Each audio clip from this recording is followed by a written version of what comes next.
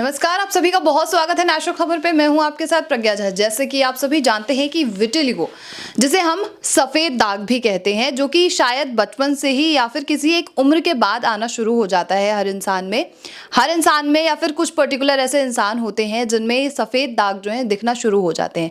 और अगर हम सामाजिक तौर पर बात करें तो समाज में भी इसे थोड़ा सा बीमारी के तौर पे देखा जाता है। क्यों होता है, किस लिए होता है, इसका ट्रीटमेंट क्या है, और अगर ये सारी चीज़ें हो भी रही हैं, विटिलिगो जैसे प्रॉब्लम आपको हो रही है, तो उसे किस तरीके से ठीक किया जाए, इन सारी चीज़ों को जानने के लिए आज हम नोएडा पहुंचे हुए हैं, नोएडा के लाफामेक्स डर्मा क्लिनिक में। और अभी हमारे साथ एक खूबसूरत सी डॉक्टर और एक्सपर्ट जो है जुड़ी हुई है, डॉक्टर चंचल जी। बहुत बहुत स्वागत है आपका डॉक्टर चंचल जी। धन्यवाद। सबसे पहला जो सवाल मेरा आपसे यही है, विटिलिगो जो है एक्चुअली ये होता क्या है? जैसे हम सफ़ेद दाग कह देते हैं, लेकिन एक्चुअली में ये साइंटिफिक तौर पे क्या होगा? देखिए, साइंटिफिक वर्ड विटिलिगो ही है। हाँ। उसको ल्यूकोडर्मा भी कई बार बोलते हैं। इसमें जो मेलेनोसाइट्स होते हैं जो हमारी स्किन में कलर प्रोड्यूस करते हैं, उसको मेलेनोसाइट्स बोलते हैं। और मेलेनिन से कलर आता है। तो मेलेनोसाइट्स जो हैं वो ख़त्म होने लगते हैं, कम हो जाते हैं। अगर बिल्कुल वाइट है तो मतलब बिल्कुल तरह से एकदम नष्ट हो गए हैं। यस, तो इसको हम वो एकदम वाइट पैच दिखता है, क्योंकि कलर है नहीं तो उसको वाइट पैच की तरह दिखता है। उसको विटिलिगो बोलते हैं या फिर ल्यूकोडर्मा भी बोलते हैं। मतलब जो इंसान अगर हम ये कहें कि उसका कलर डार्क है तो उसमें ज़्यादा मेलेनिन पाया जाता है। जिसका कलर डार्क है उसका जो मेलेनिन ज़्यादा है, जैसे इंडियंस में ज़्यादा देखा जाता है। और अगर फ्रांस यूके में देखेंगे उनमें मेलेनिन कम है, इसलिए वो थोड़े से वाइट होते हैं। हाँ। अब लेकिन अगर बिल्कुल ही मेलेनोसाइट्स जो प्रोड्यूसिंग सेल्स हैं जो मेलेनिन प्रोड्यूस कर रहे हैं, अगर वो बिल्कुल नष्ट हो जाते हैं तो वहाँ पर बिल्कुल वाइट पैच बनने दिखते हैं। तो इस वहाँ पर विटिलिगो की बीमारी बोलते हैं उसका। तो इसका अगर जैसे एक समाज में कहा जाता है कि एक छुआछूत फैलती है, तो एक को सही बात बोली। हाँ, तो ये ऐसा भी कुछ है? इस चीज़ को आप मुझे समझाइए। बिल्कुल नहीं। क्या रहता था कि पहले ना लेप्रेसी होता था, जैसे बहुत कॉमन वो होता था बैक्टीरियल इन्फेक्शन की तरह, और उसमें भी वाइट पैचेस बनते थे। हाँ। लेकिन वो फैल जाता था। उसी तरह ये विटिलिगो भी ल्यूकोडर्मा भी वाइट पैच की तरह दिखता है। हाँ। लेकिन इसमें डिफरेंस है, ये अपने आप ये कोई बैक्टीरियल इन्फेक्शन नहीं है। हाँ। ये अपने आप बॉडी में एक ऑटो इम्यून डिजीज कहा जाता है। अपने आप स्किन में जो मेलेनोसाइट्स होते हैं वो नष्ट होने लगते हैं। इसलिए छुआछात वाली बीमारी तो बिल्कुल भी नहीं है। तो ये जो मिथ है ये हम सबको तोड़ना होगा। और ये किसी को भी हो सकता है, ऐसा कोई पर्टिकुलर रीज़न अभी तक नहीं है। हाँ। बस ये ऑटो इम्यून प्रॉब्लम है जिसमें अपने आप से मेलेनोसाइट्स जो हैं वो ख़त्म होने लगते हैं। तो इसका इलाज अगर सोसाइटल तौर पे देखें, बहुत सारे ऐसे क्लिनिक्स हैं जहाँ पर अलग अलग ट्रीटमेंट्स दिए जाते हैं। लोग अजीब अजीब से घर के नुस्खे बता दें कि ये प्रिपेयर कर लो, ये ऐसे लगा लो, ये हो जाएगा। तो इसको आप कैसे ट्रीट करते हैं? देखिए, अगर मेलेनोसाइट ख़त्म हो रहा है अपने आप, तो वो हमें पता होना चाहिए कि क्या कुछ पर्टिकुलर रीज़न है जो आप में हो रहा है। राइट। तो जैसे अगर पेशेंट अगर विटिलिगो की प्रॉब्लम है, पेशेंट मेरे पास आएगा, पहले मैं देखूंगी कि वो विटिलिगो ही है कि नहीं, क्योंकि कई और कारण भी वाइट पैच दे सकते हैं। जैसे राइट, जैसे कि अगर आपको कोई फंगल इन्फेक्शन है, कभी कभी वो वाइट पैच की तरह दिखता है। कभी विटामिन डेफिशिएंसी होती है, वो भी वाइट पैच की तरह दिख सकती है। उम्र भी देखी जाती है कि किस उम्र में, अगर जैसे वाइट विटिलिगो वैसे हर उम्र में हो जाता है, बच्चों में भी देखा जाता है और बड़ों में भी। तो वो भी हम पहले रूल आउट करते हैं। फिर कुछ टेस्ट होते हैं जो हम करते हैं, जैसे वुड लाइव एग्जामिनेशन करते हैं या डर्मोस्कोपी। ये हमारे इंस्ट्रूमेंट होते हैं जिससे हम पता करते हैं कि वाकई में विटिलिगो है, कि ये वाइट पैच है कि नहीं। अच्छा। जब हमें देख लेते हैं क्लिनिकली कि वाइट पैच है, तो फिर हम थोड़ी हिस्ट्री भी लेते हैं कि ये जेनेटिक है कि क्योंकि ज़्यादातर वाइट पे, जैसे मैंने बोला, ऑटो इम्यून प्रॉब्लम है, तो जेनेटिक भी ये काफ़ी रन करता है। और नॉन एनवायरमेंटल फैक्टर्स भी उसमें सपोर्ट करते हैं। ठीक है, जैसे कि मैंने ऑटो इम्यून बोला तो आपको थायराइड तो नहीं है, मे भी चेक करते हैं, डायबिटीज़, ये सारे ऑटोइम्यून प्रॉब्लम है अपने आप में। और भी कई ऑटोइम्यून डिजीज होती हैं, वो भी रूल आउट कर लेते हैं। स्ट्रेस लेवल, स्मोकिंग, ये भी एक रीजन है। राइट, कि आपको वाइट पैचेस, हाँ, आपको जेनेटिकली आप ऑलरेडी प्रोन हो, ऊपर से आपका लाइफस्टाइल कैसा है, आप कितने अच्छा लाइक फूड खा रहे हो, वो भी एक मैटर करता है। तो ये सारी चीजें हम देखते हैं कि विटिलिगो के रीजन है। फिर आता है इलाज, जो आपने इलाज, तो इसका जो इलाज रहता है बेसिकली क्रीम्स होते हैं, हमारे लोशंस होते हैं, वो आपको रेगुलर लगाने होते हैं। दूसरा ये भी रहा है कि ये अभी जल्दी मतलब कितना टाइम हो गया है विटिलिगो को।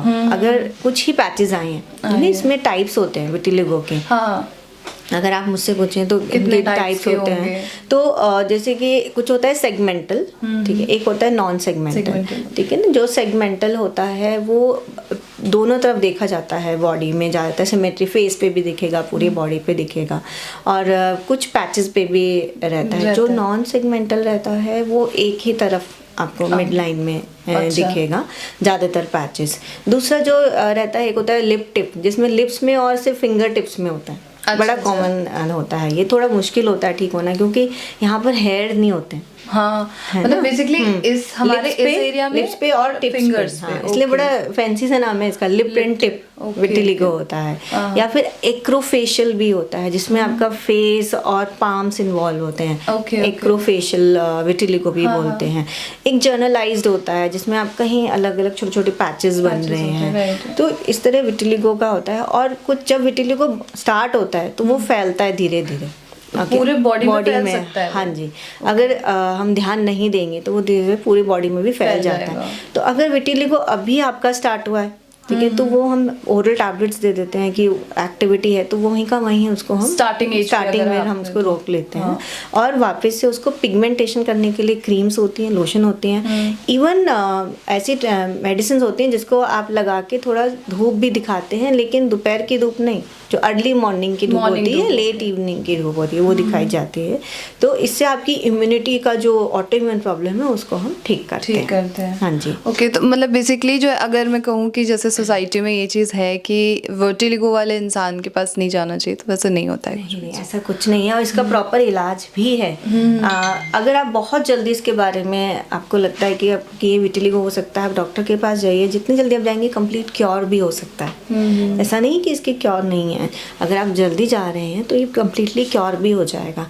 और अगर आपको लग रहा है कभी कभी जेनेटिक है, तो वापस अगर रिपीट हो भी रहा है, तो हम डॉक्टर आपको बता सकते हैं कि किस चीज़ों का ध्यान रखना है।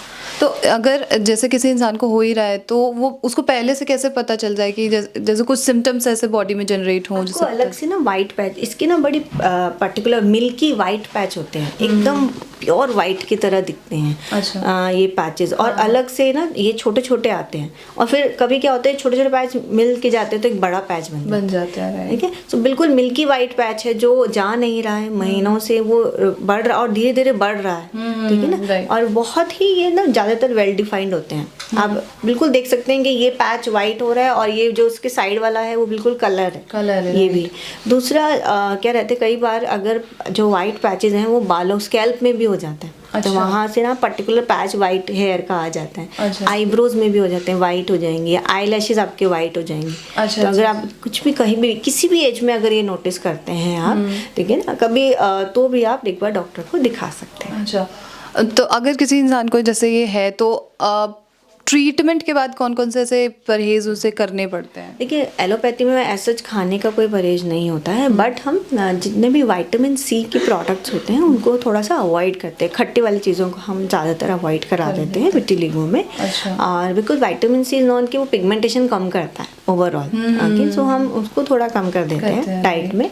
दूसरा, जब हम मेडिसिन देते हैं तो पेशेंट को सबसे पहले क्या दिखता है कि जो जहाँ पर हेयर होते हैं ना, उसके चारों तरफ छोटे छोटे पिगमेंटेशन आने लगता है, उसको बोलते हैं फॉलिकुलर हाइपर पिगमेंटेशन। अगर ये साइन आ रहा है, इसका मतलब आपका ट्रीटमेंट बहुत अच्छा जा रहा है। और कभी कभी क्या होता है कि साइड से पिगमेंटेशन हल्का हल्का आने लगता है, तो ये भी बहुत अच्छी बात है कि ट्रीटमेंट जो है आपका इफेक्टिव है और आपको फॉलो करना है। सो इसका जो ट्रीटमेंट है, अगर जल्दी देख लिया तो 3 मंथ्स का भी होता है, कभी कभी हम 1 साल तक भी इसका ट्रीटमेंट चलाते हैं और ये कम्प्लीटली ठीक हो जाता है। Basically sittings 5। हाँ जी, जिस तरह का हम ट्रीटमेंट कर रहे हैं, एक होती है पुआ थेरेपी, एक फोटोथेरेपी, उसमें हम सिटिंग्स देते हैं। अच्छा, कि उसमें हफ्ते में 2 बार आपको आना होता है, लाइट थेरेपी लेनी होती है, और धीरे धीरे पिगमेंटेशन आने लगता है। Okay, thank you so much Chanchal ji.